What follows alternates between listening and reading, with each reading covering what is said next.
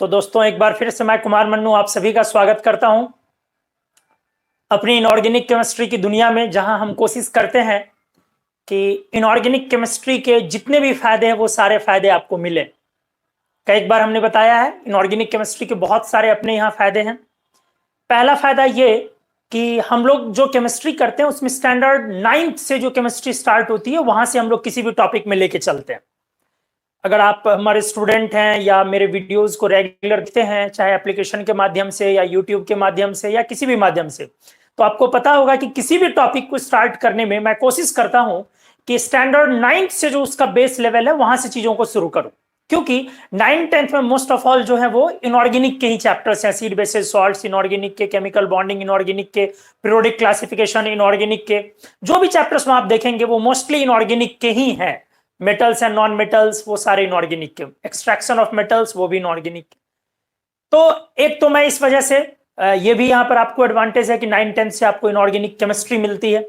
Second जो है वो फायदा इनऑर्गेनिक केमिस्ट्री का ये है, अपने यहां जो हम लोग कोशिश करते हैं वो है एफर्टलेस लर्निंग। ये मेरा सबसे प्राइम मुद्दा होता है, क्योंकि लर्निंग अगर एफर्टलेस ना हो, लर्निंग अगर इजी ना हो, मैं सब्जेक्ट को इजी नहीं कर सकता हूं। सब्जेक्ट जो है वो है, सब्जेक्ट में जितनी डेप्थ है वो है, मैं उसको इजी चाह के भी नहीं कर सकता हूं। मैं लर्निंग को इजी कर सकता हूं। हाल फिलहाल आप लोगों ने सुना होगा कि हमारे वीके बंसल साहब का इंतकाल हो गया, जो कि आईआईटी जेई और नीट तो नहीं कहिए, खास करके आईआईटी जेई की कोचिंग वर्ल्ड में जिनका नाम सबसे बड़ा नाम है, और डायरेक्टली इनडायरेक्टली कह ले हम सभी लोग आज कोचिंग वर्ल्ड में उनसे प्रभावित हैं। प्रभावित पॉजिटिव सेंस में है, और जो अफेक्टेड है हम लोग, प्रभावित जो है वो हम लोगों को कोचिंग इंडस्ट्री को एक नया दुनिया मिला। तो बंसल साहब हमेशा कहा करते थे अपने सारे टीचर्स से, हमेशा कहा करते थे कि आपने किसी भी सब्जेक्ट को ऐसे डिजाइन करना है, किसी भी टीचर की जिम्मेदारी होती है कि लर्निंग इजी हो जाए। सब्जेक्ट को इजी तो कोई नहीं कर सकता। अगर कोई बोलता है कि मैं सब्जेक्ट इजी कर दूंगा तो फिर वो आपको बेवकूफ बनाया जाए। तो ये एक्चुअली बेसिकली काफी पहले बोले हुए उन्हीं के लाइन है ये, कि सब्जेक्ट को ईजी करना। तो मैं हमेशा कोशिश करता हूं इनऑर्गेनिक केमिस्ट्री में एफर्टलेस लर्निंग हो आपकी। और इनऑर्गेनिक वाकई जितना कॉम्प्लिकेटेड है तो उसमें एफर्टलेस लर्निंग के लिए बहुत दिमाग लगाना पड़ता है। मैं भी चीजों को कोशिश करता हूं, कहां पे कोई थियरी अगर मैं पढ़ रहा हूं 11th का, तो इस लर्निंग को एंजॉइंग बनाने के लिए, ये 11th के एक छोटे से पॉइंट को अच्छा करने के लिए, अंडरस्टैंडेबल बनाने के लिए, ल्यूसिड बनाने के लिए, सिंपल बनाने के लिए, आप समझ सके और आपके दिमाग में स्टे कर सके। तो मैं हमेशा कोशिश करता हूं कि दो तीन चीजें, एक आपके जो डेली लाइफ में चीजें हैं उससे मैं इसको कनेक्ट कर लूं, और दूसरा हमेशा मैं एफर्ट लगाता हूं कि जो इसके एग्जांपल्स हैं वो आपके 12th और 11th के मेन जो डेप्थ वाले चैप्टर्स हैं, P block, S block, D block, वहां से लाकर के एग्जांपल्स डाल दूं। इससे क्या होता है, आपके चैप्टर्स का भी लोड कम होता है और ये आपको थोड़ा समझ में भी अच्छे से आता है। तो रटने वाली चीजें जो इनऑर्गेनिक जिसके लिए बदनाम है, मैं हमेशा उससे अपने बच्चों को दूर ले जाता हूं। ये मेरी कोशिश रहती है। तो एफर्टलेस लर्निंग में बहुत ज्यादा बिलीव करता हूं। थर्ड, आपने अगर कोई भी कंपटीशन देना है, चाहे आप जेई का दे रहे हैं, एडवांस्ड का दे रहे हैं, नीट का दे रहे हैं, कुछ भी दे रहे हैं, तो इनऑर्गेनिक केमिस्ट्री के एक क्वेश्चन को सॉल्व करने के लिए जो लिटरली 2 मिनट का टाइम मिलता है, जैसे एवरेज टाइम देखे, तो मैं चाहता हूं कि वो टाइम आपको नॉट मोर देन 30 सेकेंड्स लगे, नॉट मोर देन 20। अगर आप ब्रिलियंट स्टूडेंट हैं, अगर आपका दिमाग तेज काम कर रहा है, तो 15 सेकंड से 20 सेकंड ले। थोड़े से अगर आप स्लो हैं तो आधे minute, not more than 45 minute, not more than 45 seconds anyhow you will not, आपको जो किसी भी हाल में वो नहीं लेना है, किसी भी हाल में नहीं लेना है। तो मैं हमेशा इस पर कोशिश करता हूं कि इतने सारे प्रैक्टिस हो हम लोगों के, और मैं चीजों को खुद बार बार रिपीट करता हूं। माइट की इस वजह से मैं टाइम अच्छा आपका ले सकता हूं, आपका टाइम अच्छा ले सकता हूं। जिन चीजों को मैं 6, 7, 8 महीने में सिर्फ कंटेंट पढ़ा के निकल जाऊं, उसके लिए मैं 14 महीने, 13 महीने ले सकता हूं। बट क्यों? एक एक चीज को मैं 3 बार, 4 बार अलग अलग समय में रिपीट करता हूं। जैसे आपने मेल्टिंग पॉइंट पढ़ा, तो मेल्टिंग पॉइंट को एक बार मैंने मेटेलिक बॉन्ड में पढ़ाया, फिर मैं केमिकल बॉन्डिंग जाओगे, फिर मैं वहां रिपीट करूंगा, फिर मैं ब्लॉक में जाऊंगा, फिर मैं रिपीट करूं। तो इतने दफे उस मेल्टिंग पॉइंट को रिपीट करूंगा कि वो आपको याद हो जाएगा। और ये एश्योर करता हूं मैं अपने बच्चों को कि जो भी मेरे वीडियोज हमेशा देखते हैं, जो भी मेरे सब्सक्राइबर हैं, जो भी हमारे स्टूडेंट हैं, उनको जो जिन्होंने शुरू से लास्ट तक क्लास किया है तो उनको यह तो जरूर पता होगा कि यहां पे इनऑर्गेनिक याद हो जाता है, एक बार दो बार नहीं, इतनी बार चीजें रिपीट होती कि वो याद हो जाती है। तो ये इनऑर्गेनिक का एक बड़ा मैं फायदा बनाता हूं, कोशिश करता हूं। जो तीसरा एडवांटेज है हमारा एफर्टलेस लर्निंग से अपार्ट, 8-9 क्लासेस के लर्निंग से अपार्ट, जो तीसरा मेरा एडवांटेज है वो ये है कि मैं क्वेश्चन को चाहता हूं कि 25-30 सेकंड के अंदर सॉल्व करूं, और ये जो आपका समय बच रहा है इसको आप फिजिक्स जैसे सब्जेक्ट में लगाए जहां पर क्वेश्चन एवरेज 3 मिनट तक लग जाते हैं, 2.5 मिनट तक लग जाते हैं, तो उसके लिए टाइम कहां से आएगा? मैथ्स में लगा जहां ज्यादा टाइम चाहिए। तो एक मैं ये भी कोशिश करता हूं। इसके बाद ये जो एक प्लेटफॉर्म है, यहां पे हमेशा मोटिवेशन का ये हम लोग इसको एक स्टेज बनाते हैं, और ये मोटिवेशन सिर्फ आपके लिए नहीं होता, ये मेरे लिए भी होता है। जब आपको कभी किसी स्टोरी से इंस्पायर करने की कोशिश करते हैं, कभी आपको प्रैक्टिकल लाइफ किस तरीके से जीना चाहिए, किस तरीके से कंपटीशन है, कैसे आपको एनर्जी बिल्डअप करनी है, इन सब चीजों के लिए जब आपको मोटिवेट करते हैं तो यकीन मानिए मेरे अंदर भी जो किसी किसी चीजों की जो फ्रस्ट्रेशन आती है, जो कभी कभी पैदा होती है, तो आपको मोटिवेट करने के दौरान मैं भी सही हो जाता हूं। एक बार फिर से मैं एग्जांपल लेना चाहूंगा बंसल सर का ही। जब जिस दिन आज ये वीडियो शूट हो रहा है तो मैं आपको बताऊं कि बंसल सर का निधन जस्ट अभी हुआ है, एक दिन पहले हुआ है, और उनका भी यही था, उनका ये चीज था जो मैं भी आपसे बार बार बोल रहा हूं, लर्निंग एफर्टलेस हो, ये उनका भी मानना था। और हमेशा जैसे वो एक बहुत मस्कुलर प्रॉब्लम से वो जूझ रहे थे, बहुत पहले से, बहुत पहले की चीज है, 20-21-22 साल पहले की चीज है, वो मस्कुलर डिस्ट्रोफी नाम के किसी सिंड्रोम से जूझ रहे थे। तो डॉक्टर्स उनको एम्स तक के ये बोलते थे कि सर आप ज्यादा दिन तक नहीं जिएंगे, आप हार्डली, डिप्रेशन से आपकी डेथ हो जाएगी, मतलब ऐसा था।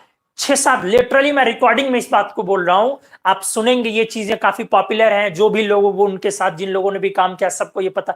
और व्हील चेयर पर वो इंसान पढ़ाते थे, व्हील चेयर पर, और इतने डेडिकेटेड इंसान, मतलब क्लासेस के लिए पढ़ाने को वो इतना बड़ा मोटिवेशन समझते थे कि उस टीचिंग के बदौलत वो 20 साल जिए, 22 साल जिए। आप जरा सोच के देखें।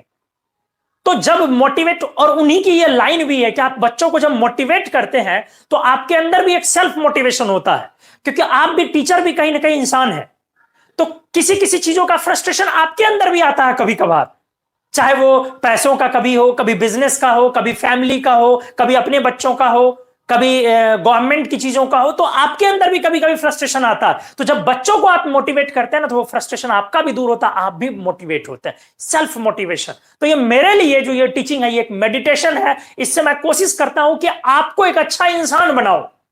टीचर का काम सिर्फ ये नहीं है कि वो बस कंटेंट जो है सिलेबस कंप्लीट कर ले और निकल ले। टीचर के शब्दों को, उसमें जो लेटर्स हैं, उस वर्ड में जो लेटर्स हैं, हेर फेर कर दीजिए, सिर्फ उलट पुलट कर दीजिए ना, टीचर ही चीटर बन जाता है। तो समाज में यह जिम्मेदारी किसकी है? टीचर की। इतने सारे डॉक्टर्स आए आज जिन्होंने संभाल के रखा, इस पैंडेमिक में टीचर्स की जिम्मेदारी थी, उन लोगों ने लाया, और उनकी दी हुई मेंटोरिंग थी ये कि आज इतने डिफिकल्ट सिचुएशन में अपनी जान पे खेल के भी वो बने हुए हैं सोसाइटी के लिए।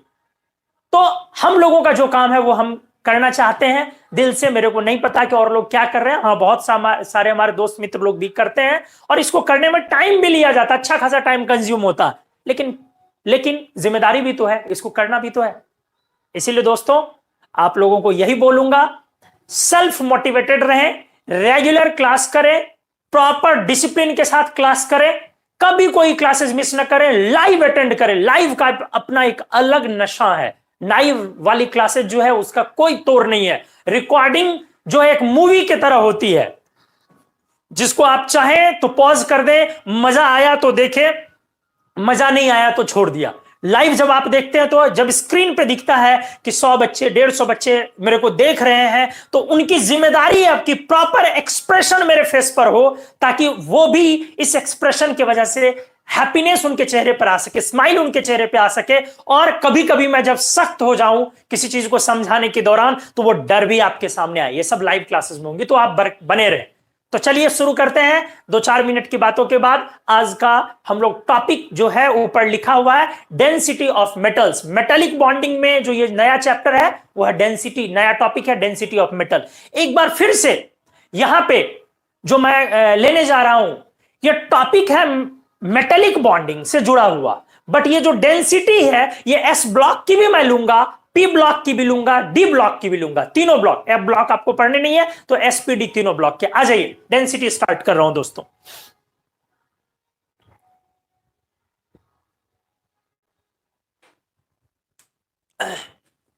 चलिए आ जाइए। अगर आप बोलेंगे डेंसिटी, तो डेंसिटी ऑफ मेटल्स आप किन किन चीजों से डिसाइड करेंगे? आराम से आइए देखिए। अगर डेंसिटी को रो वर्ड से लिख दें, रो, आप फिजिक्स में डेंसिटी को रो से दिखाते भी हैं, रो मेटल, तो आप बोलेंगे सर मास बाय वॉल्यूम होता है। लेकिन सवाल है आप एलिमेंट की जो डेंसिटी बताने जा रहे हैं तो मास कितना लेना है, उसी अकॉर्डिंग वॉल्यूम लेना है। मास अगर इतने का लेंगे तो वॉल्यूम भी इतने ही अमाउंट का लेंगे। ऐसा तो नहीं करेंगे ना कि वॉल्यूम इतना लेंगे और मास इतना लेंगे, इतने का लेंगे मास, जी नहीं। तो आपको क्या करना है, मास को एटॉमिक मास कर लो, मोलर मास, मतलब 1 मोल एटम का मास। तो चलो मोलर मास। जब आपने मोलर मास किया तो वॉल्यूम भी आपका मोलर ही होगा, ठीक है। तो आपको यह क्लियर समझ में आया, directly proportional atomic mass. Atomic mass बढ़ने से डेंसिटी बढ़ेगी, और आपको यह भी समझ में आया inversely proportional atomic volume.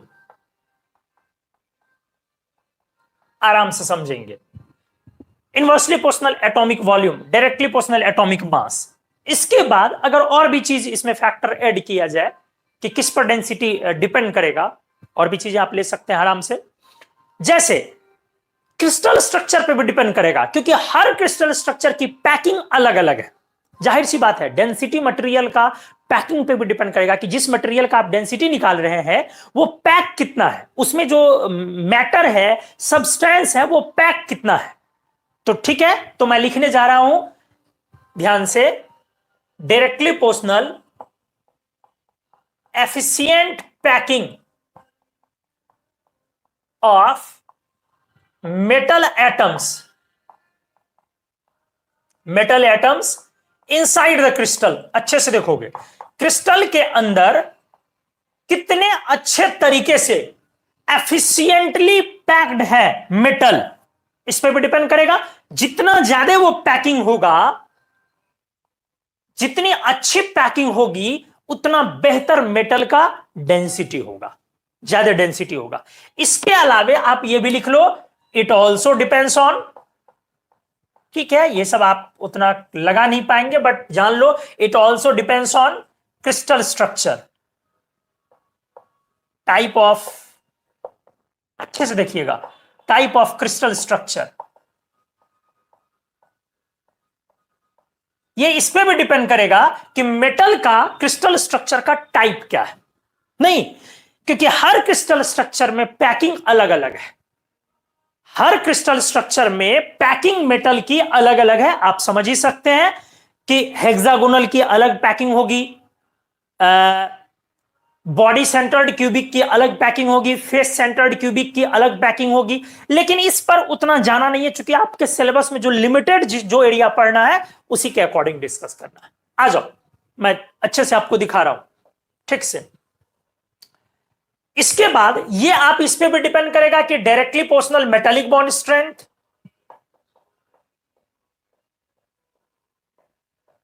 Directly proportional metallic bond stability. और मेटालिक बॉन्ड की स्टेबिलिटी में आपको तो पता ही है सबसे ज्यादा डी ब्लॉक मेटल्स हैं। चलो मैं इसको राइट साइड लिखता हूं। मेटालिक बॉन्ड की स्टेबिलिटी में आपको तो पता है दोस्त कि डी ब्लॉक मेटल्स हैं सबसे ज्यादा। इसके बाद पी ब्लॉक मेटल, सब मेटल ही ले रहे हैं, और फिर एस ब्लॉक, चूंकि नॉन मेटल, ठीक से देखोगे एस ब्लॉक मेटल्स। पॉइंट मैं आपको बताऊं, जो एस, आराम से देखो, आराम से अच्छे से, मैं बहुत कंक्लूजन वाले मोड में कुछ डिस्कस करने जा रहा हूं। एस ब्लॉक में बेटा दो ग्रुप है ना रे, 1A और 2A। इसमें जो हाईएस्ट डेंसिटी है किसका, एस ब्लॉक का हाईएस्ट डेंसिटी, मतलब एस ब्लॉक के lithium, sodium, potassium, rubidium, caesium 5 1A और 5 2A वो बेटा 10 मेटल में एक बैरियम को छोड़ दो, ठीक है। हालांकि चलो अभी पहले इन जनरल बोल लो, इन 10 मेटल मतलब एस ब्लॉक के मेटल्स का जो हाईएस्ट डेंसिटी है वो डी ब्लॉक मेटल के लोवेस्ट डेंसिटी से भी कम है। जरा अब अंदाजा लगाएं इस बात को, सोचे कि एस ब्लॉक मेटल कितना हल्का हुआ। हमने बोला इसका जो हाईएस्ट डेंसिटी है ये भी इससे भी ज्यादा है, कौन, लिस्ट डेंसिटी या लोवेस्ट डेंसिटी ऑफ, अच्छे से देखोगे, लोवेस्ट डेंसिटी ऑफ किसको बोला, एनी ट्रांजिशन मेटल। किसी भी ट्रांजिशन मेटल का जो लोवेस्ट डेंसिटी है तो एस ब्लॉक मेटल के हाईएस्ट डेंसिटी से ज्यादा है। यही तो हमने क्लियर किया। और अब ये मत पूछना सर ऐसा क्यों होगा कि डी ब्लॉक की डेंसिटी एस से ज्यादा होगी, ये तो मेटालिक बॉन्ड की स्टेबिलिटी से है ना। अब जरा सोचो, इसका मतलब इसमें सिर्फ एक एक्सेप्ट बैरियम बोल लो जो थोड़ा सा हल्का सा एक स्कैंडियम से ज्यादा है, बाकी सब तो इन जनरल पे चलो ना, इन जनरल काफी है आपके लिए।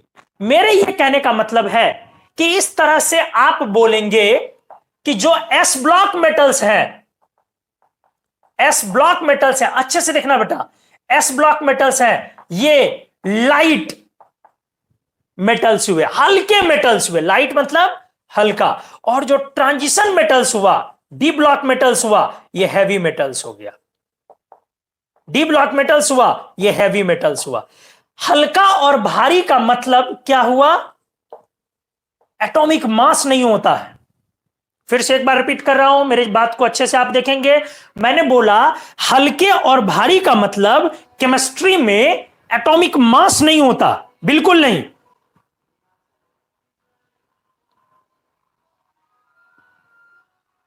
ठीक है, हल्के और भारी का मतलब एटॉमिक मास नहीं होता। जैसे अगर मैं आपसे बोलूं, ठीक से सुनोगे, अगर मैं आपसे बोलूं कि बताओ लिथियम भारी है कि सीजियम, या लिथियम भारी है कि पोटेशियम या सोडियम ही चल लो, तो अगर आप ये सोच रहे हैं कि सर पोटेशियम भारी, सोडियम भारी लिथियम से, मैं पूछूं क्यों, आप लोगों सोडियम का एटॉमिक मास 23 और लिथियम का एटॉमिक मास 7। देखो तुमने आंसर सही दिया। इनऑर्गेनिक की यही खासियत है कि इनऑर्गेनिक में 50% चांसेस होते हैं सही होने के, नहीं तो 50% गलत होने के भी तो चांसेस हैं। इसलिए जितनी पॉजिटिव लाने के मार्क्स प्रोबेबिलिटी उतनी नेगेटिव लाने के भी मार्क्स प्रोबेबिलिटी है।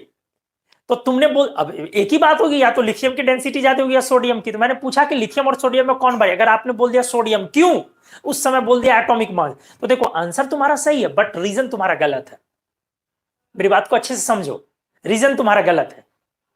इसका करेक्ट आंसर क्या होगा, अगर सोडियम वाकई भारी है लिथियम से तो बोलना पड़ेगा सर सोडियम की एक्चुअली डेंसिटी ज्यादा है लिथियम से।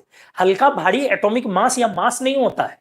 हल्का भारी साइंस में, केमिस्ट्री में हल्का और भारी का मतलब होता है डेंसिटी। अरे यार लोहा भारी की रुई भारी, लोहा भारी या रुई भारी, तो बोलते हो सर लोहा भारी, क्यों यार 4 किलो रुई ले लो और 1 किलो लोहा ले लो तो क्या हो जाएगा, रुई भारी हो जाएगी। लेकिन हम आपको यह बात समझना पड़ेगा कि यह हल्का और भारी का मतलब जब भी चर्चा होता है तो इसका मतलब डेंसिटी है। सर हमने जो कॉटन का है वो कॉटन की डेंसिटी हमने बतानी है, और जो आयरन है आयरन की डेंसिटी बतानी है, उसके अकॉर्डिंग हमने बोला कि लोहा भारी। ठीक है, तो पहला पॉइंट हम लोगों ने लिखा कि वो किन किन चीजों पर डिपेंड करता है। एटॉमिक मास बढ़ने से डेंसिटी बढ़ेगी, एटॉमिक वॉल्यूम घटने से डेंसिटी बढ़ेगी, और जितनी ज्यादा पैकिंग हो मेटल एटम्स की क्रिस्टल में उससे डेंसिटी ज्यादा होगी। बाकी इन दोनों फैक्टर को आप इग्नोर कर ले, फिलहाल अभी ये 3 फैक्टर आपके काम की चीज है। ठीक है, और ये तो आपको पता ही है कि डी ब्लॉक जो है वो ज्यादा डेंसिटी होगी एस ब्लॉक से। एस ब्लॉक की जो सबसे ज्यादा डेंसिटी होती है वो डी ब्लॉक की सबसे कम डेंसिटी से भी कम है ये एस ब्लॉक। तो उम्मीद है यहां तक आपने चीजों को अच्छे से समझा होगा, कोई प्रॉब्लम नहीं होगी। आप स्क्रीनशॉट ले इस पेज को, और अगर आपको समझ में आ रही है चीजें तो आप लाइक दबाएं, शेयर करें, लोगों को बताएं और अगले पेज में हम लोग आते हैं, प्लीज जल्दी से।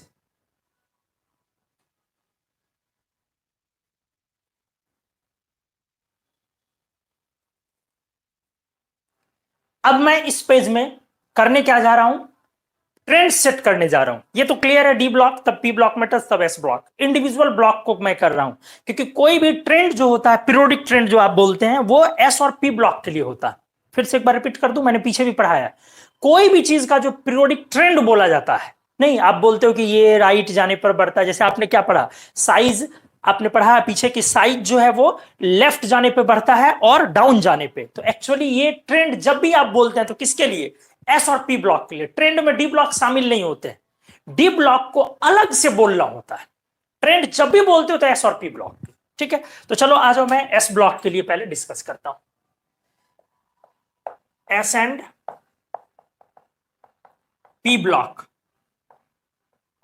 मेटल्स, अच्छे से देखोगे अक्रॉस द ग्रुप, पहले ग्रुप में देखता हूं फिर पीरियड में देखूंगा, ठीक है। आ जाओ ठीक से।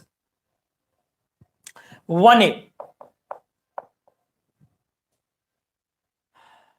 Lithium, sodium, potassium, rubidium, caesium. नीचे जाने पर एटॉमिक मास एटॉमिक वॉल्यूम, क्योंकि डेंसिटी जो है आपकी एटॉमिक मास में एटॉमिक वॉल्यूम है, मोलर मास में मोलर वॉल्यूम है बेटा। तो चल नीचे जाने पर एटॉमिक मास, जिसको तुम बोल रहे हो मोलर मास, वो इंक्रीज कर रहा है। तो एटॉमिक मास तुमने लिखा है rho equals to M by B, तो मास अगर बढ़ रहा है तो डेंसिटी बढ़ेगी, चूंकि न्यूमरेटर है, तो इसका मतलब ये डेंसिटी इंक्रीज करेगी।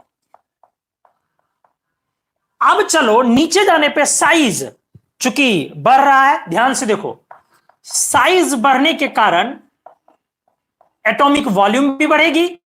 हालांकि हमने आपको पढ़ाया है पीछे कि जरूरी नहीं है कि हमेशा साइज बढ़ने से वॉल्यूम बढ़े भी, वॉल्यूम कभी कभी बड़ा साइज होके भी वॉल्यूम कम होता है। पीछे हमने क्लियर किया, पीछे के लेक्चर में अगर आप लोदर मेयर कर्व जाकर के देखेंगे तो हमने लिखा है कि जैसे lithium, sodium, potassium, rubidium, caesium है, तो इसमें 2 सेल है, इसमें 3 सेल है, अच्छे से देखोगे, इसमें 4 सेल है, इसमें 5 सेल है और इसमें 6 सेल है। और यहां पे ले लो beryllium, magnesium, calcium, strontium, barium. तो हमने ये बोला कि साइज लेफ्ट और डाउन बढ़ेगा तो वॉल्यूम भी बढ़ेगा।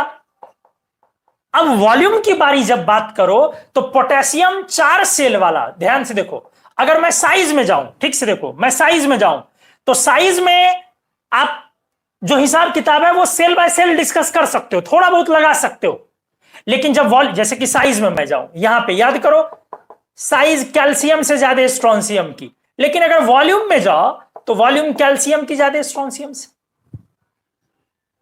तो ये वॉल्यूम और साइज एकदम कंप्लीट डायरेक्टली प्रोपोर्शनल नहीं है, नहीं कि वॉल्यूम उस वक्त बढ़ेगा ही बढ़ेगा जिस समय साइज बढ़ेगा। ये हमने लोदर मेयर कर्व में क्लियर किया था, उतना पीछे जाने का दोबारा से कोई मतलब नहीं बनता, ठीक है।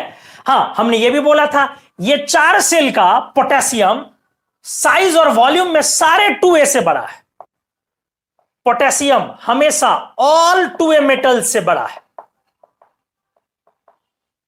साइज में भी और वॉल्यूम में भी, दोनों में। इसीलिए मतलब पोटेशियम एक्चुअली एबनॉर्मली लार्ज है, अचानक से थोड़ा बड़ा है, अपने क्रिस्टल स्ट्रक्चर की वजह से, अपने कोऑर्डिनेशन नंबर की वजह से ये एबनॉर्मली लार्ज है, इसीलिए इसका एबनॉर्मली लो डेंसिटी होगा। पोटेशियम की एबनॉर्मली लो डेंसिटी होगी।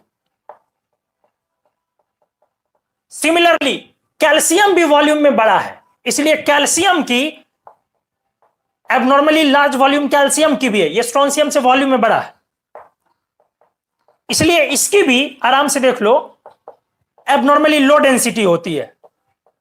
तो एनीवेज हम आपको डराएंगे नहीं और ज्यादा कॉम्प्लिकेट भी नहीं करेंगे, हम कहेंगे कि इतना चलो ध्यान मत दो, अगर नहीं दे पाते हो तो इतना ध्यान मत दो, लेकिन यह बात तो समझ ही सकते हो कि अगर किसी एलिमेंट का अचानक से वॉल्यूम बढ़ गया तो डेंसिटी तो दोस्त अचानक से घट जाएगी। और इतना याद तो रख सकते हो कि पोटेशियम एबनॉर्मली लार्ज है, ठीक है, और वॉल्यूम V उसकी एबनॉर्मली लार्ज है। मैं उस पे आ जाऊंगा, डिस्कस कर लूंगा। चलो पहले यहां देखो, तो एटॉमिक मास नीचे बढ़ रहा है, देख लो यहां 7, ये देख लो 23, ये 39, 40। तो एटॉमिक मास बढ़ रहा है, डेंसिटी बढ़ेगी, साइज बढ़ेगा, वॉल्यूम भी बढ़ेगी, तो इसलिए डेंसिटी घटेगी, क्योंकि वॉल्यूम डिनोमिनेटर में है, तो ये बढ़ने से डेंसिटी कम हो जाएगी। आपको समझ में आना चाहिए, ये कम होगा तब डेंसिटी बढ़ेगी, तो ये डेंसिटी को घटाएगा। अब जरा सोचो, एक फैक्टर डेंसिटी को बढ़ा रहा है और एक फैक्टर डेंसिटी को घटा रहा है। इसका मतलब है, ध्यान से सुनोगे, अच्छे से सुनोगे, एक फैक्टर बेटा डेंसिटी को बढ़ा रहा है और एक फैक्टर डेंसिटी को घटा रहा है। इसका मतलब है कि जो फैक्टर तेजी से रन कर रहा होगा, डेंसिटी उसके अकॉर्डिंग रन होगी। हमने बोला अगर एक फैक्टर डेंसिटी को बढ़ा रहा है और एक फैक्टर डेंसिटी को घटा रहा है, तो जो फैक्टर तेजी से रन करेगा, चीजें उसके अकॉर्डिंग होंगी। अगर ये तेजी से बढ़ गया तो डेंसिटी बढ़ जाएगी, और ये तेजी से घट गया तो डेंसिटी, ये तेजी से बढ़ गया तो डेंसिटी कम हो जाएगी। क्लियर है? सवाल है कौन तेजी से बढ़ेगा। आराम से सोचो, एटॉमिक मास को देखो, 7 से 23 पर गया, 1 मोल एटम्स के लिए। 7 ग्राम से वो 23 ग्राम पर चला गया 1 मोल एटम्स के लिए, और 23 से फिर 40 पर गया। आप देख सकते हैं ये 2-3 टाइम्स बढ़ गया। ये भी देख सकते हो ऑलमोस्ट 2 टाइम्स तो नहीं, चलो 1.5 टाइम्स से ज्यादा, ये इतना ज्यादा बढ़ गया। समझ रहे हो? मतलब ये 2 टाइम्स बढ़ रहा है, ये 3 टाइम्स बढ़ रहा है, तो क्या वॉल्यूम भी 2 टाइम 3 टाइम्स बढ़ रहा है, या उससे कम रेशियो से बढ़ रहा है, या उससे ज्यादा रेशियो से बढ़ रहा है? अब थोड़ा वॉल्यूम को सोचना होगा। तो वॉल्यूम कैसे देखते हो? अच्छे से आ जाओ। वॉल्यूम बोलोगे सर, वॉल्यूम अपन देखते हैं 4/3 pi R cube, directly proportional R cube. अगर स्फेरिकल ले लो तो सर साइज को डिस्कस कर लो। चलो लिथियम की साइज अगर 1.21 एंगस्ट्रॉम है, तो सर सोडियम की क्या साइज है? 1.5 एंगस्ट्रॉम। पोटेशियम की क्या साइज है?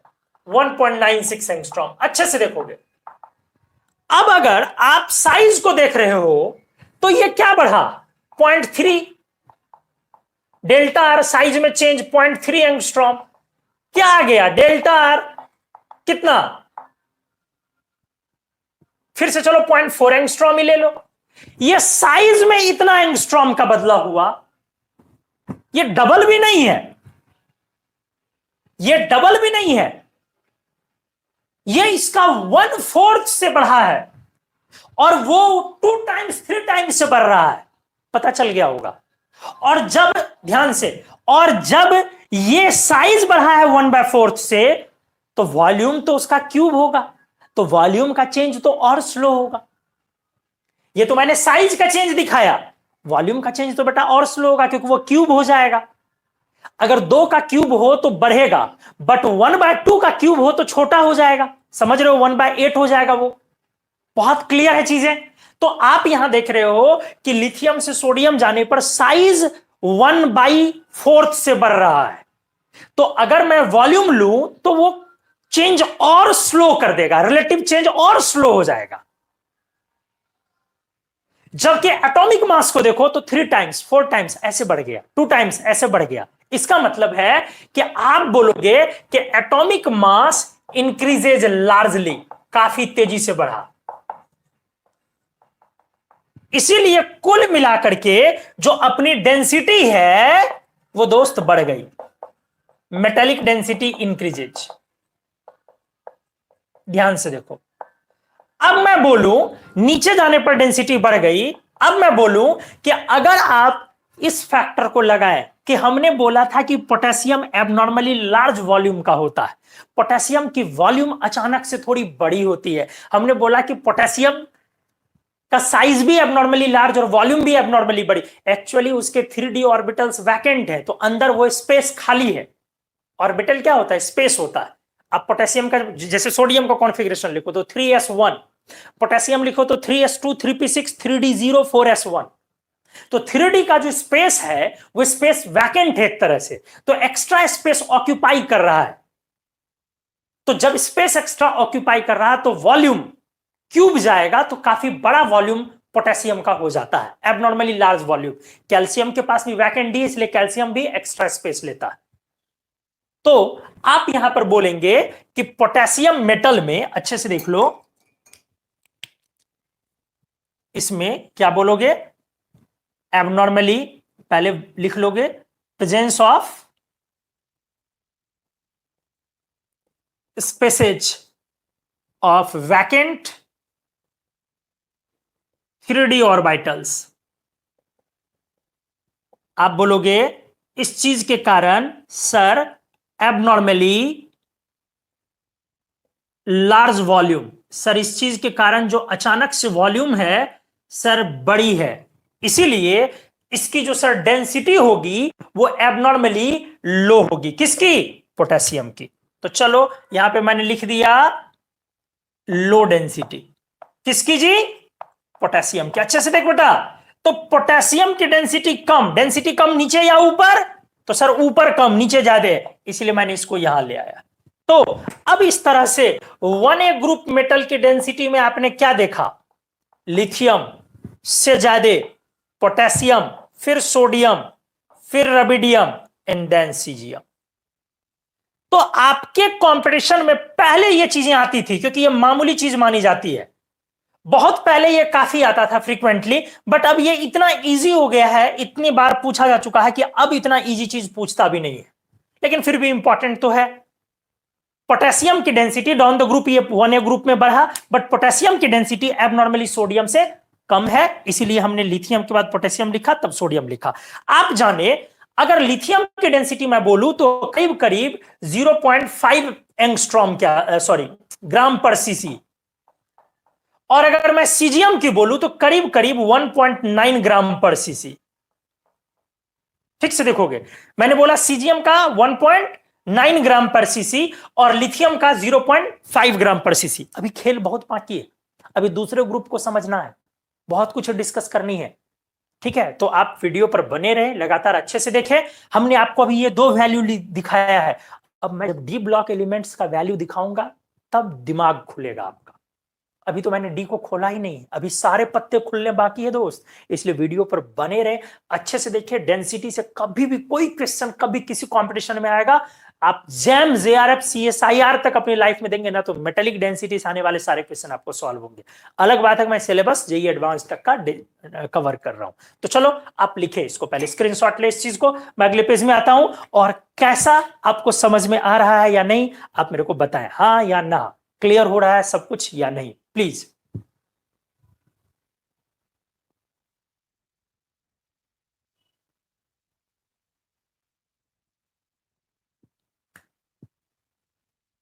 चलिए फिर यहां से आगे बढ़ाते हैं।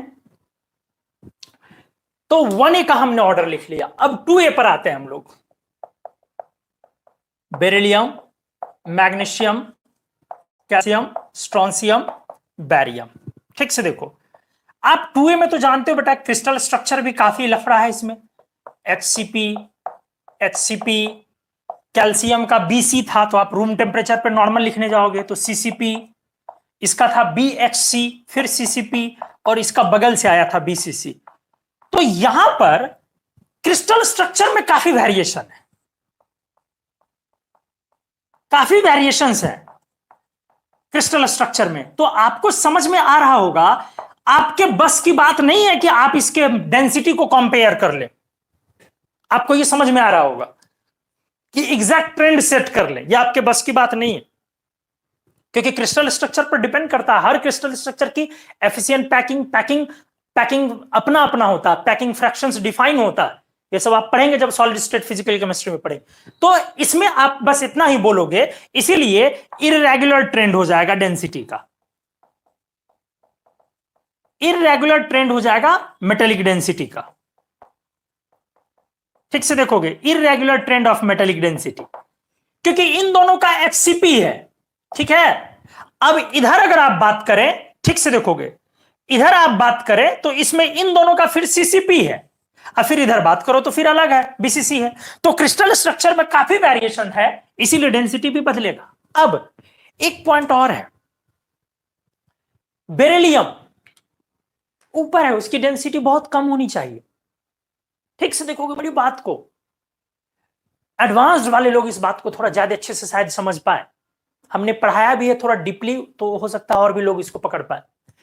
तो वो ऊपर होने के कारण बेरिलियम का एटम इतना छोटा है, मेटेलिक बॉन्डिंग में जब बेरिलियम मेटेलिक बॉन्ड बनाएगा तो वहां पर उसके क्या आपको हमने पढ़ाया है, ध्यान से देखो, मेटेलिक बॉन्ड में कोवेलेंट बॉन्ड का भी कैरेक्टर होता है और आयोनिक बॉन्ड का भी कैरेक्टर होता है, टिपिकल होता है, प्योर नहीं होता है, एक्सप्लेन किया। और हमने आपको पढ़ाया जैसे अगर आप मान लो बोरॉन फैमिली पे जाते हो तो एल्यूमिनियम मेटेलिक क्रिस्टल है, बट बोरॉन को हमने क्या पढ़ाया, वो कोवेलेंट सॉलिड है।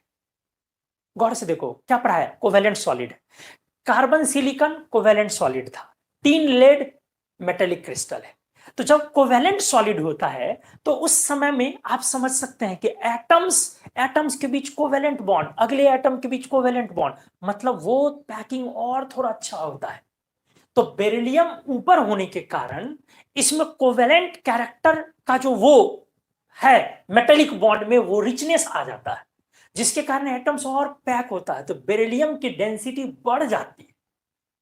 ठीक है, ये मैंने समझाने की कोशिश की कि एडवांस्ड वाले लोग थोड़ा अच्छे तरीके से, अलग तरीके से शायद समझने की कोशिश करें कि बेरिलियम ऊपर है, उसकी डेंसिटी सबसे कम होनी चाहिए, लेकिन सबसे कम नहीं है, उसका ये चीज उसको थोड़ा रिच करता है उसकी डेंसिटी को। ठीक है, तो जरा देखोगे अब क्या पॉइंट है, ठीक से देखो है क्या एक्चुअल क्या चीज है, आधे से डेंसिटी इसमें ऊपर बढ़ता है और आधे से डेंसिटी नीचे बढ़ता है, इसलिए मैंने बोला इररेगुलर है। और अगर मैं बोलूं जैसे आधे से ऊपर आधे से नीचे, अगर मैं बोलूं कि फिर भी एक जनरल ट्रेंड बोलूं तो किधर होगा, तो बोलोगे सर जनरल ट्रेंड तो डाउन द ग्रुप ही होता है डेंसिटी का। देखना बेटा अच्छे से, जनरल ट्रेंड तो डाउन द ग्रुप ही होता है डेंसिटी का। मतलब अब मैं कुल मिला के ऑर्डर लिखने वाला हूं, ध्यान सावधान।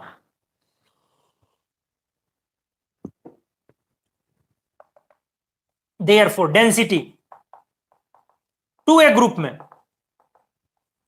ध्यान से, सबसे कम कौन, कैल्शियम। अब कैल्शियम से ज्यादा मैग्नीशियम भी, कैल्शियम से ज्यादा स्ट्रोंशियम भी, तो अगला नंबर किसका लूं, तो डाउन द ग्रुप बढ़ रहा, मतलब पहले ऊपर वाले का कम नीचे वाले का ज्यादा है, तो अगला नंबर सर मैग्नीशियम, अगला नंबर सर बेरिलियम, अगला नंबर सर स्ट्रोंशियम, अगला नंबर सर बैरियम। समझ में आ गई होंगी चीजें, समझ में आ गई होंगी चीजें। फिर मैंने बोला आप इस पर मत जाओ कि सर जिस तरीके से 1a को आपने क्लियर कर दिया, 1a तो बेचारा सबसे शरीफ ग्रुप ऑफ मेटल्स है पूरे पीरियोडिक टेबल में, जैसे हम हैं।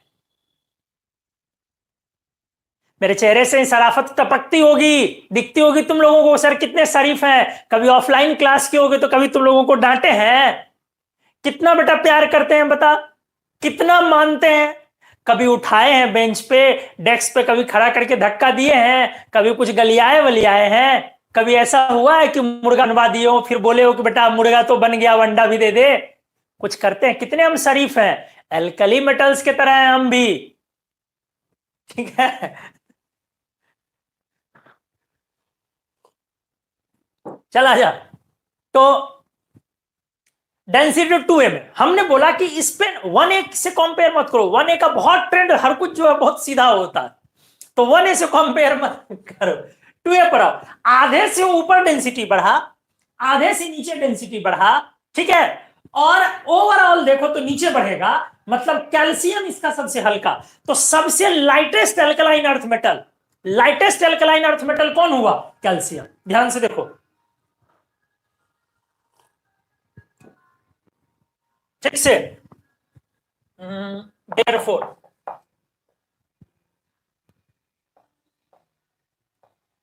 लाइटेस्ट एल्कलाइन अर्थ मेटल,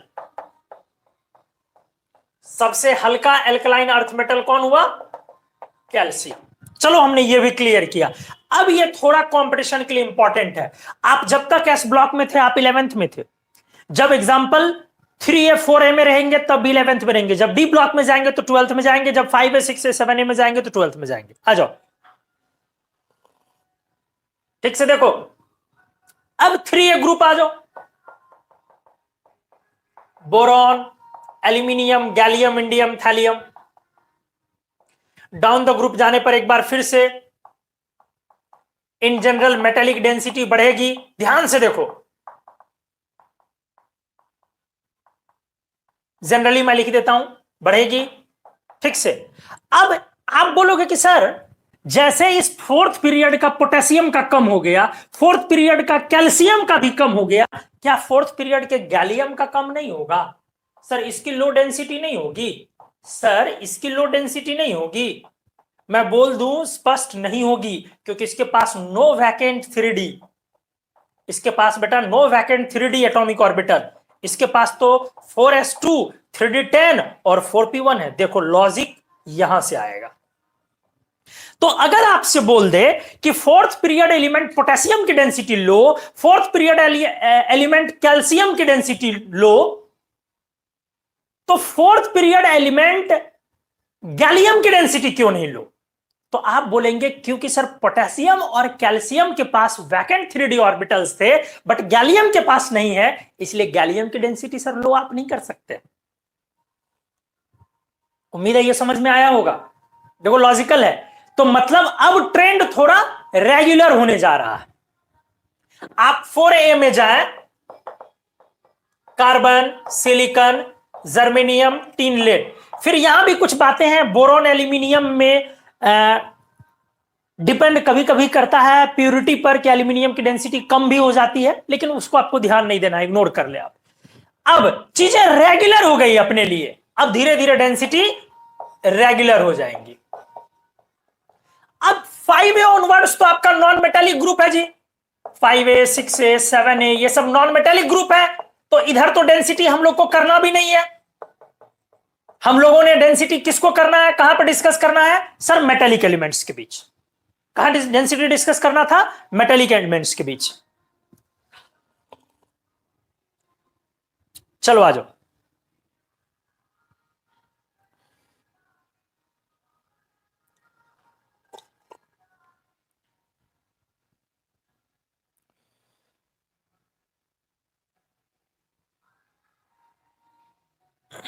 देखिए, तो 1A में एक बार फिर से ग्रुप को देख लो। 1A में ट्रेंड क्या था? डाउन द ग्रुप बढ़ रहा था। 1A में ट्रेंड क्या था? डाउन द ग्रुप बढ़ रहा था। पोटेशियम की कम हो गई, वैकेंट 3D। 2A में इरेगुलर है, क्यों है? क्रिस्टल स्ट्रक्चर में काफी वेरिएशन। तो 2A में डेंसिटी किधर? डाउन द ग्रुप है, बट इरेगुलर है, इसीलिए आधे से ऊपर बढ़ेगा और आधे से नीचे, ओवरऑल डाउन द ग्रुप। तो सबसे कम कैल्शियम, उसके बाद नीचे वाले का ज्यादा, ऊपर वाले का कम। तो कैल्शियम के बाद मैग्नीशियम, फिर बेरिलियम, फिर स्ट्रोंशियम, फिर बैरियम। देखो याद हो गया। 3A में गैलियम के पास वैकेंट नहीं है, regular down the group. 4A में कहीं फिर वैकेंट नहीं होगा, रेगुलर डाउन द ग्रुप। तो 1A 2A 3A 4A जो मेटेलिक ग्रुप था वो हमने डिस्कस किया। अब इनके पीरियड्स पे भी आप जा सकते हैं, ध्यान से देखें।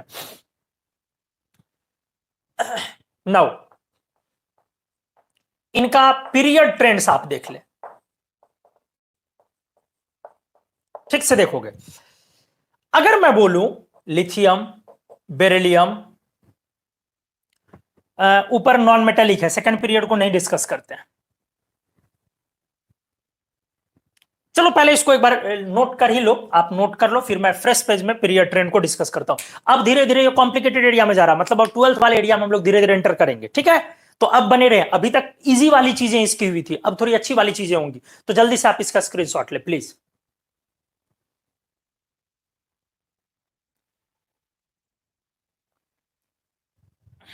तो अगले पेज में हम लोग क्या डिस्कस करने वाले हैं? Period trend. आ जाए जरा सावधान, पीरियड ट्रेंड ऑफ डेंसिटी, थोड़ा सा सावधान हो जाए। अब मजेदार चीजें यहां से शुरू हो रही है। अब आप अपने आप को अगर तुर्रम खान समझते थे तो नहीं समझेंगे यहां से। S&P ब्लॉक मेटल्स एलिमेंट्स चलो लिख देता हूं, क्योंकि पी ब्लॉक लिखने पर थोड़ी सी मेटल कम और नॉन मेटल ज्यादा मिलते हैं। अब ले लो 1A। तो 1A में आपका एलिमेंट हो गया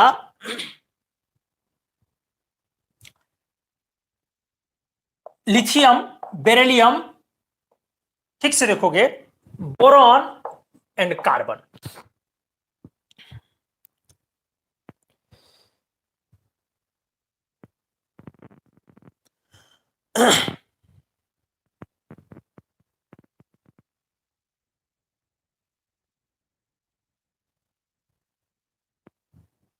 देखिए अब पॉइंट मेरा कहां कहां है। जब आप पी ब्लॉक को डिस्कस करें, पहले ऐसे लिख देता हूं पीरियड में, तो 1A और 2A ये आपका मेटल है, मेटेलिक एलिमेंट्स। अब इधर अगर लिखेंगे आप 3A 4A 5A, चलो इतना दूर लिख देते हैं क्योंकि 5A में भी कुछ कुछ मेटल्स तो है या सॉलिड है। इधर है नॉन मेटेलिक एलिमेंट्स। हां, इसमें भी इधर है मेटेलिक, थोड़ा सा हम टाइम लेंगे, ठीक है, और इधर है नॉन मेटेलिक। पॉइंट को जरा देखोगे दोस्त, मजा आ जाएगा अगर आप बने रहेंगे वीडियो पर। वादा करते हैं आपसे, बहुत शानदार चीज सीखने वाले हैं आप, लेकिन थोड़ा सा बने रहे प्लीज। तो अगर मैं आपसे बोलूं कि जनरली ये बता बेटा कि डेंसिटी मेटल का ज्यादा होगा कि नॉन मेटल का, तो बोलोगे सर ये कोई पूछने वाली बात है, सर नॉन मेटल्स की डेंसिटी कम होगी, मेटल की ज्यादा होगी, कोई पूछने वाली बात नहीं है। तो अब मैं बोलूं कि ये बता 3A 4A 5A में लेफ्ट जाने पर तेरे को मेटेलिक एलिमेंट्स मिलेगा और राइट आने पर तेरे को नॉन मेटेलिक एलिमेंट्स मिलेगा, तो तू डेंसिटी किधर बोलेगा, राइट या लेफ्ट? सिर्फ इसमें पूछ रहा हूं, उसमें नहीं पूछ रहा हूं। तो बोलोगे सर लेफ्ट। ध्यान से बरकरार रहो। तो चलो आप जो जो चीज क्लियर कर रहे हो मैं उसको लिख रहा हूं। लेफ्ट जाने पर हमारी डेंसिटी बढ़ गई, अच्छे से देख लोगे। सर एग्जाम्पल भी लगे हाथ लिख दो, चलो मैं लिख देता हूं। बोरॉन की डेंसिटी ज्यादा कार्बन से,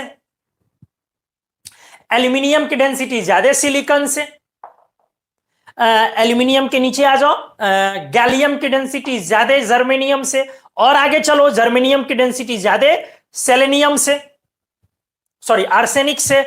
ये ग्रुप को देख लो, ये ग्रुप को देख लो, बहुत अच्छा ग्रुप है डिस्कस करने के लिए, बहुत बढ़िया ग्रुप है। आप लिक्विड से ट्रैवल करते करते सॉलिड तक पहुंचे हैं, ब्रोमाइन इज लिक्विड, तो आप लिक्विड से ट्रैवल करते करते सॉलिड तक गए। सही है सर, सर आप क्लियर हो रही है चीजें। आप गैलियम के नीचे चले जाओ, इंडियम की डेंसिटी ज्यादा टीन से, टीन की डेंसिटी ज्यादा एंटीमनी से। आप और नीचे चले जाओ, थैलियम की डेंसिटी ज्यादा टीन के नीचे लेड, और लेड की डेंसिटी ज्यादा नीचे बिस्मथ से। आपको ये चीजें समझ में आ रही होंगी, ये हमने क्लियर किया। अब आप ये सोचो, अगर मैं बोलूं कि दोस्त 1A 2A जो है आपका मेटल है, और 3A में थोड़ा मेटल है, 4A में मेटल भी है नॉन मेटल भी है, 5A में मेटल नॉन मेटल, मतलब उधर मेटेलिक प्लस नॉन मेटेलिक दोनों है, और 1A 2A में मेटल, तो मैं बोलूं कि किसका डेंसिटी ज्यादा होगा, एस ब्लॉक का या पी ब्लॉक का?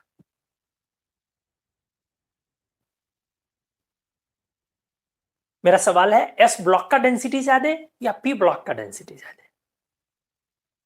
इत्मीनान से सोचें।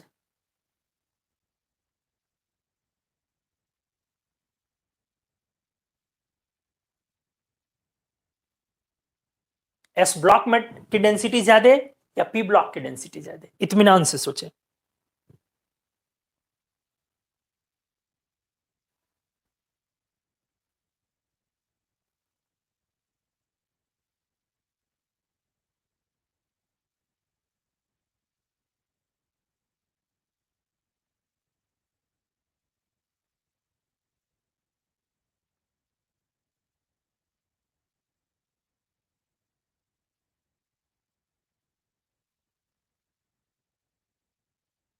पी ब्लॉक, ज्यादातर लोग जा रहे हैं पी ब्लॉक।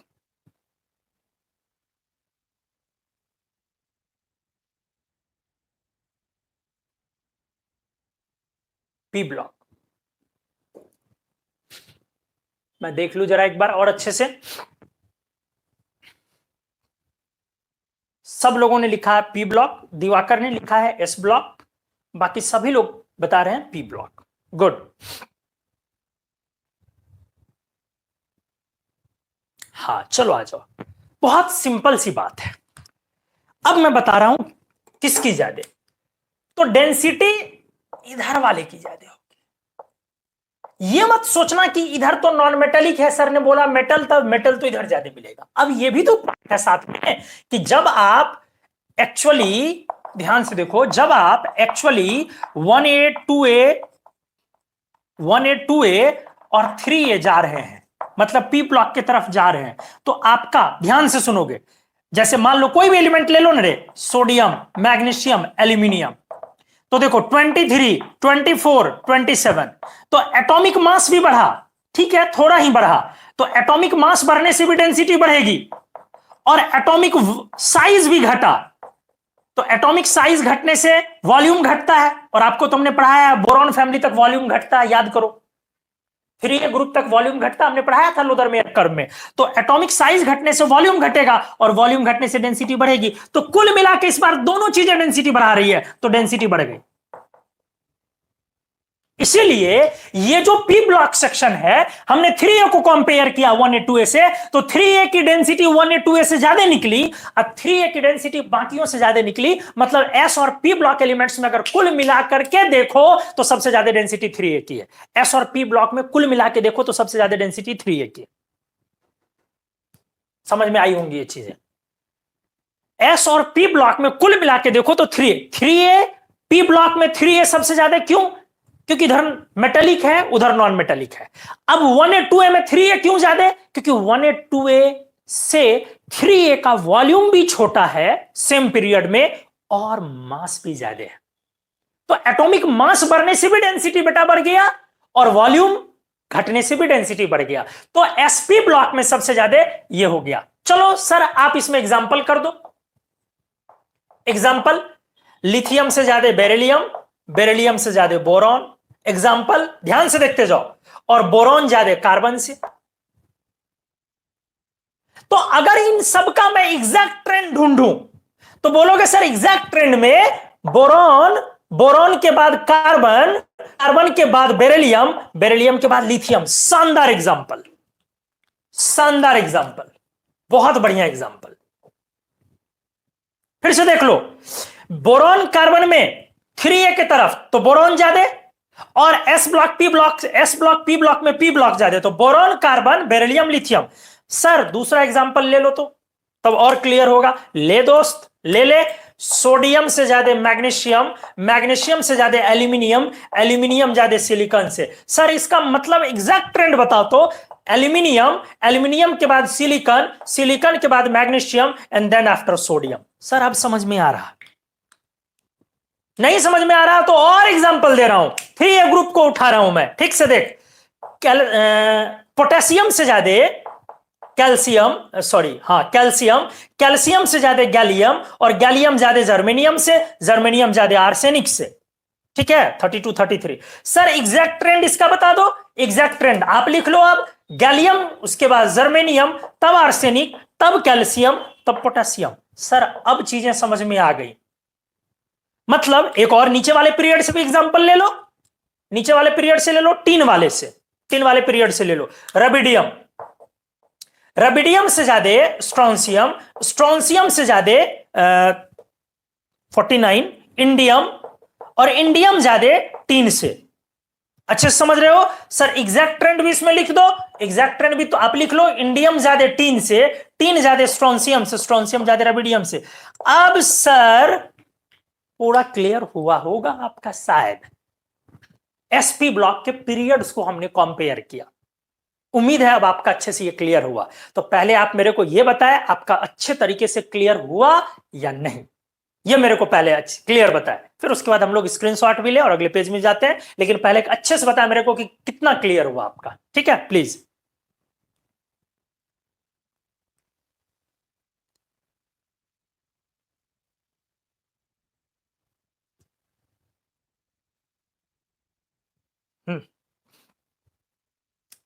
अब हम लोग पहले 1A 2A में लोवेस्ट वाला हम लोग एक मामला क्लियर कर ले, पहले देख ले।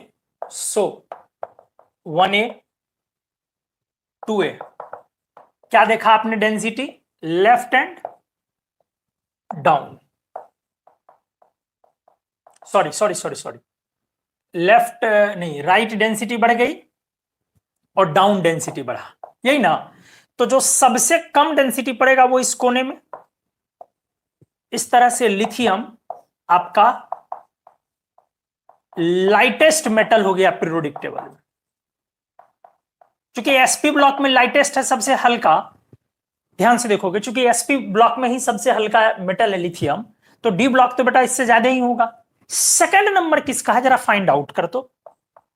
Lithium, beryllium, sodium, magnesium, potassium, calcium. अगर ये 6 एलिमेंट ही मैं लेता हूं, नीचे भी है, तो देख इन दोनों में इसका ज्यादा, इन दोनों में इसका ज्यादा, इन दोनों में इसका ज्यादा, इन तीनों में हमने पढ़ा ऊपर ज्यादा, और इधर हमने पढ़ा ये ज्यादा, और हमने पढ़ा सोडियम पोटेशियम में उल्टा, पोटेशियम का कम होता है तो सोडियम ज्यादा। ठीक से देख। तो अब ओवरऑल अगर आप सबसे देखो तो सबसे कम किसका रह गया डेंसिटी? लिथियम। लिथियम के बाद किसका हुआ अगला नंबर? देख इन तीनों में सबसे कम कैल्शियम। अब कैल्शियम जो है वो पोटेशियम से ज्यादा, अब पोटेशियम सोडियम से कम, तो अगला नंबर तो पोटेशियम आया न रे।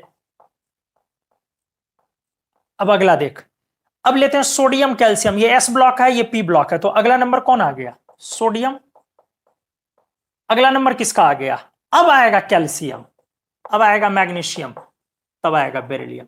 मतलब पूरे पीरियोडिक टेबल का ये सबसे लिस्ट डेंसिटी वाला सीरीज है। तो ये लिस्ट डेंसस हुआ, लिस्ट डेंसस मेटल, और ये है सेकेंड लिस्ट, सेकेंड लिस्ट डेंसस।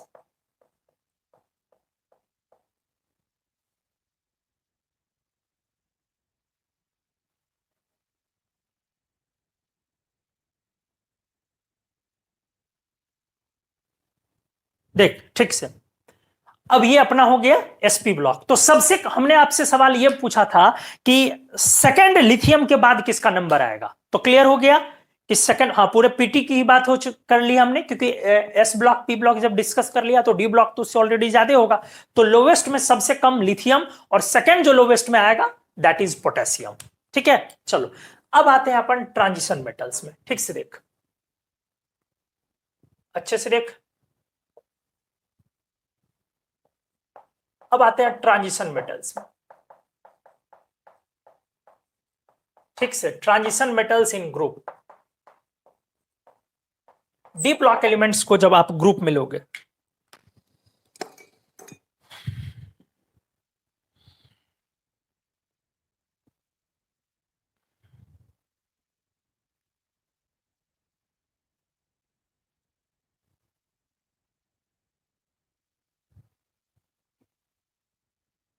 देख ठीक से 3D सीरीज, 4D सीरीज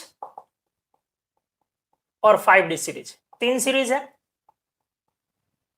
नीचे जाने पर आप समझ रहे हैं कि कॉन्फ़िगरेशन में पुअरिंग ऑफ शील्डिंग के कारण, कॉन्फ़िगरेशन में 6s2 4f14 और 5d 1 to 10, पुअरिंग ऑफ शील्डिंग के कारण आप जानते हैं कि मेटेलिक बॉन्ड स्टेबिलिटी बढ़ती है। एक तो मेटेलिक बॉन्ड स्ट्रेंथ बढ़ता है, और जब मेटेलिक बॉन्ड स्ट्रेंथ बढ़ेगा तो इसके कारण बेटा डेंसिटी बढ़ेगी। सेकंड फैक्ट, नीचे जाने पर एटॉमिक मास तेजी से बढ़ेगा, काफी तेजी से ग्रुप, इसलिए यहां भी डेंसिटी बढ़ेगी। और थर्ड आ जाओ वॉल्यूम पे, आप एस ब्लॉक से अगर कंपेयर करो तो एस ब्लॉक में सिचुएशन क्या था कि जब आप डाउन द ग्रुप जाते थे तो एस ब्लॉक में साइज बढ़ता था, वॉल्यूम बढ़ता था, इसलिए डेंसिटी वहां कम करता था, वॉल्यूम कम करता था। अलग बात है कि मास तेजी से बढ़ गया तो ओवरऑल डेंसिटी बढ़ा, बट वॉल्यूम घटाता था। अब यहां पे देखो, ध्यान से मेरी बात को फिर से मैं बोल रहा हूं, प्लीज अच्छे से सुनो। जब आप एल्कली मेटल को कंपेयर करते थे तो एल्कली मेटल में होता था metallic bond strength down the group जाने पर कमजोर हो रहा है, कोई शक? एस ब्लॉक पी ब्लॉक में मेटेलिक बॉन्ड ऊपर की तरफ स्ट्रांग होता था, साइज फैक्टर। तो डाउन द ग्रुप जाने पर मेटेलिक बॉन्ड का स्ट्रेंथ तो एस ब्लॉक में कम हो गया, तो वो डेंसिटी को कमजोर किया, पुअर किया, लेस किया। बट एटॉमिक मास तेजी से बढ़ने के कारण डेंसिटी फिर भी बढ़ गया, जबकि वॉल्यूम भी डाउन द ग्रुप जाने पर बढ़ने से डेंसिटी को घटा रहा था, बट मास इतनी तेजी से बढ़ रहा था कि ओवरऑल डेंसिटी बढ़ गया। अब डी ब्लॉक में देखो, वहां पर दो फैक्टर घटाने वाला भी था डाउन द ग्रुप, कौन कौन? वॉल्यूम और मेटालिक बॉन्ड स्ट्रेंथ। अब डी ब्लॉक को देखो, डी ब्लॉक में डाउन द ग्रुप जाने पर चीजों को देखो, क्या क्या यहां पर हो रहा है। एक तो मास बढ़ा रहा है, मेटालिक बॉन्ड स्टेबिलिटी भी बढ़ा रहा है, इस पर दो फैक्टर बढ़ा रहा है। तीसरा फैक्टर है जो वॉल्यूम पे, अगर आपको याद हो तो हमने पीछे आपको पढ़ाया है कि ट्रांजिशन मेटल्स के ग्रुप में साइज में बदलाव करीब करीब नहीं के बराबर होता है, नेग्लिजिबल चेंजेस होते हैं, मतलब वॉल्यूम करीब करीब ठहर जाता है। मतलब वॉल्यूम जो फैक्टर डेंसिटी को डाउन द ग्रुप जाने पर घटाता था एस ब्लॉक में, डी ब्लॉक में वो घटाने वाला फैक्टर गायब हो गया, साइलेंट हो गया। तो सिर्फ बढ़ाने वाला फैक्टर्स है। कौन बढ़ाने वाला? एक मेटेलिक बॉन्ड स्टेबिलिटी और दूसरा एटॉमिक मास। तो कुल मिला के क्या हुआ? डेंसिटी बहुत तेजी से बढ़ जाएगा डी ब्लॉक जाने पर, जबकि एस ब्लॉक में डेंसिटी स्लो बढ़ रहा था, डी ब्लॉक में बहुत तेजी से बढ़ेगा डेंसिटी, काफी तेजी से। तो चलो आ जाओ, मैं लिख रहा हूं क्या। Also atomic volume changes negligibly, so it does not affect metallic density.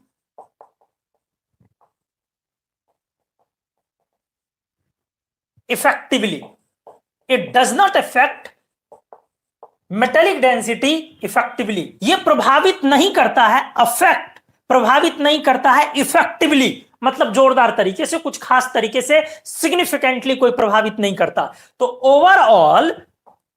Overall ध्यान से, मेटेलिक डेंसिटी इंक्रीजेज लार्जली, बहुत तेजी से। सर एक एग्जांपल लिया जाए, चलो कोई ग्रुप ले लो, कॉपर सिल्वर गोल्ड ले लो, जिंक कैडमियम मर्क्यूरी ले लो, कोई भी एक ग्रुप ले लो अच्छे से, और डेंसिटी को जरा समझते हैं, ध्यान से देखो। कोई एक ग्रुप ले लेते हैं, जिंक वाला लेते हैं, क्योंकि वो थोड़ा मेरे को याद भी है।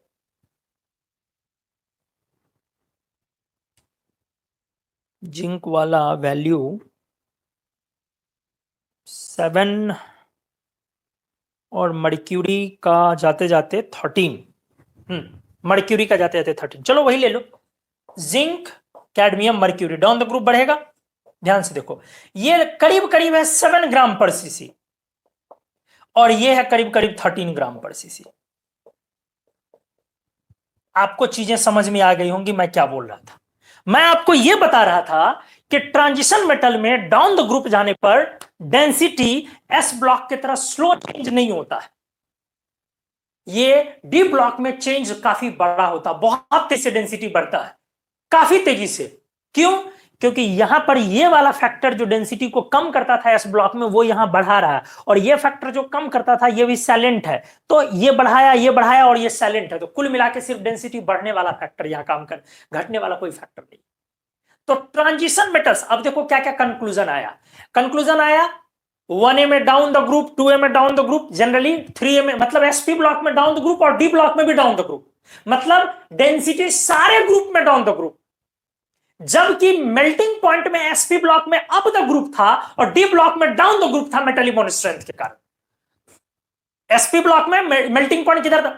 टफ लेक्चर है, लेकिन आपको करना पड़ेगा, आपके सिलेबस की चीज और बड़ी यूनिक चीज है। अभी मैं फिलहाल 12th में हूं, 12th वाले पोर्शन में हूं। तो एसपी ब्लॉक में डेंसिटी किधर था? मेल्टिंग पॉइंट किधर था? अप। जबकि डी ब्लॉक में मेल्टिंग पॉइंट किधर था? डाउन। एसपी ब्लॉक में डेंसिटी किधर है? डाउन। और डी ब्लॉक में डेंसिटी किधर है? डाउन। सबको मैंने क्लियर किया।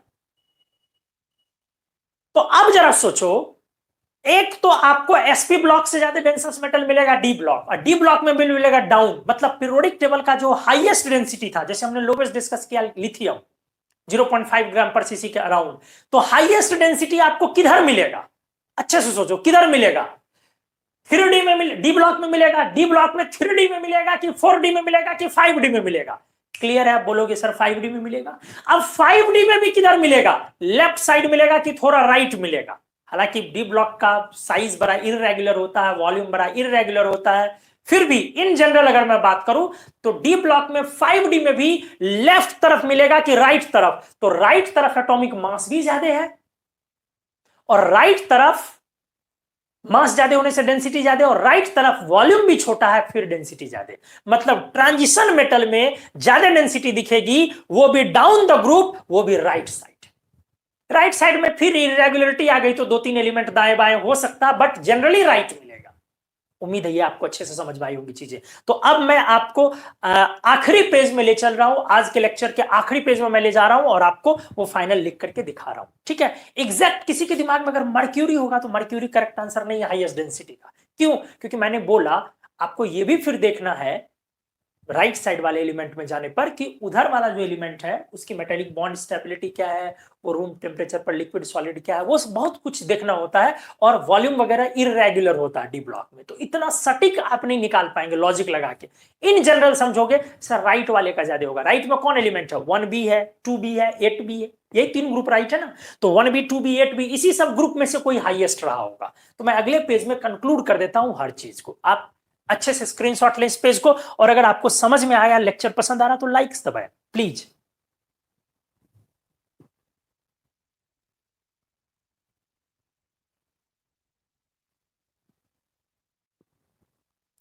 तो अब हम लोग ट्रांजिशन मेटल में जरा देख लें, तो एग्जांपल्स पहले कर लो आंख बंद करके। स्कैंडियम से ज्यादा एट्रियम से ज्यादा लैंथेनम, कोई भी ग्रुप ले सकते हो इसमें, कॉपर से ज्यादा सिल्वर से ज्यादा गोल्ड, जिंक से ज्यादा कैडमियम से ज्यादा मर्क्यूरी, आयरन से ज्यादा रुदेनियम से ज्यादा ऑस्मियम, निकल से ज्यादा पैलेडियम से ज्यादा प्लैटिनम, आपको जो ग्रुप करनी है कर सकते हैं, कोबाल्ट से ज्यादा रोडियम से ज्यादा इरिडियम। मतलब एकदम कंप्लीट रेगुलर ट्रेंड है, कंप्लीट रेगुलर ट्रेंड है। क्या? Density increases downward, rho increases downward across transition metal groups. ठीक है, चल ये क्लियर हो गया। अब मैंने बोला कि अगर आप 3D सीरीज, अब फिर आपके सिलेबस में आ रहा हूं मैं, सिलेबस में ही हूं, फिर इंपॉर्टेंट चीज पे आऊं। Scandium, titanium, vanadium, chromium, manganese, iron, cobalt, निकल, कॉपर, जिंक। तो जनरली डेंसिटी किधर बढ़ेगा, डाउन द ग्रुप तो देख लिया, जनरली डेंसिटी किधर बढ़ेगा, राइट जाने पर डेंसिटी इंक्रीज करेगा। क्यों? क्यों? सब मेटेलिक एलिमेंट्स हैं, क्योंकि एक तो एटॉमिक मास भी बढ़ेगा, एटॉमिक मास इंक्रीज करने से डेंसिटी बढ़ती है। Second, volume remains almost same, मैंने बोला कि साइज में बहुत ज्यादा का चेंज नहीं होता, volume does not change significantly, बहुत ज्यादा वॉल्यूम चेंज नहीं करता है, सिग्निफिकेंट मतलब होता है इफेक्टिव, इसीलिए ओवरऑल आपका डेंसिटी इंक्रीज कर गया। हाँ, इसमें हाईएस्ट होगा कॉपर का 3D सीरीज में, ठीक है, जिंक का नहीं, highest density in 3D series. अब कोई अगर एडवांस्ड वालों की मैं बात कर लूं, अगर लॉजिकली कोई एडवांस्ड वाले ऐसा सोचे कि सर कॉपर और जिंक में जिंक क्यों नहीं, जिंक थोड़ा राइट है, तो कॉपर और जिंक में सर जिंक क्यों नहीं, उसका एक लॉजिक मैं दे सकता हूं, अच्छा लॉजिक। जिंक के कॉन्फ़िगरेशन को देख बेटा, 4s2 3d10 है, कॉपर के कॉन्फ़िगरेशन में 4s1 3d10 है, अभी भी कॉपर के पास अनपेयर्ड इलेक्ट्रॉन है, तो उसकी आयोनाइजेशन एनर्जी लो होगी, तो वो मेटेलिक बॉन्ड में इलेक्ट्रॉन डालना चाहेगा, बट जिंक की आयोनाइजेशन एनर्जी काफी हाई होगी क्योंकि फुल फील्ड कॉन्फ़िगरेशन है, वो इलेक्ट्रॉन फ्री इलेक्ट्रॉन पार्टिसिपेट जल्दी नहीं देना चाहेगा, इसीलिए रिलेटिवली 1b ग्रुप वाला जो कॉपर था वो ज्यादा डेंसिटी शो कर लिया, किससे, मेटेलिक बॉन्ड स्टेबिलिटी की वजह से जिंक से। कॉपर का, ध्यान से, कॉपर का मेल्टिंग पॉइंट भी जिंक से ज्यादा था। आप गौर करें, याद करें, कॉपर का 1000 के अराउंड था जबकि जिंक का 450 के अराउंड था। तो मेटेलिक बॉन्ड स्टेबिलिटी के कारण कॉपर हार्डनेस में भी जिंक से ज्यादा है, कॉपर एमपीबीपी में भी ज्यादा है, एमपी में भी ज्यादा है, बीपी में भी ज्यादा है, एंथैल्पी ऑफ सब्लिमेशन में भी ज्यादा है। क्यों? क्योंकि मेटेलिक बॉन्ड के लिए जो है आपको क्या चाहिए होता है? Free electrons. और फ्री इलेक्ट्रॉन्स कहां से आता है? Unpaired electron. वो जो अनपेयर्ड होता है वो अनपेयर्ड कहां से? तो कॉन्फ़िगरेशन में ऑलरेडी है कॉपर के, बट जिंक के नहीं है, तो जिंक को बनाना पड़ेगा, एनर्जी एक्स्ट्रा लगेगी उसको।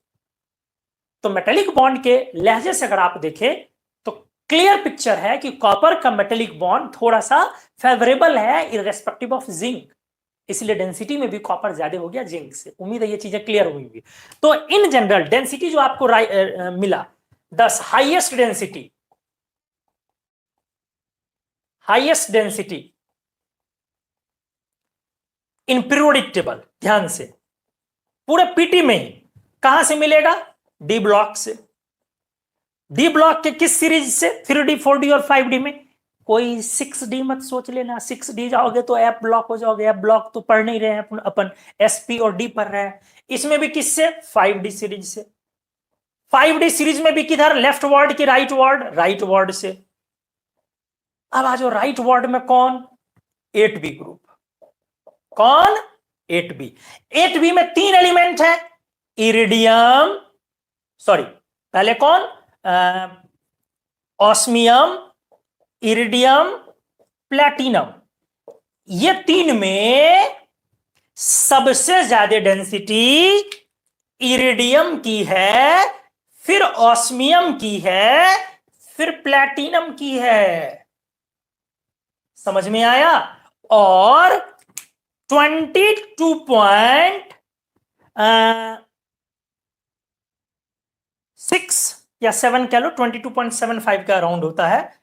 मतलब इसको सीधे लिखो ना, इन तीनों की डेंसिटी ग्रेटर देन 22 ग्राम पर सीसी। अब जरा सोच के देखो, वाइल लिथियम का कितना था?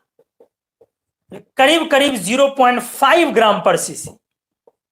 जरा सोचो, मतलब लिथियम मेरे दोस्त, लिथियम से तकरीबन 40 टाइम्स हैवियर है हाईएस्ट डेंसिटी वाला एसपीडी ब्लॉक का एलिमेंट में से जो भी हाईएस्ट डेंसिटी है, ऑस्मियम इरिडियम।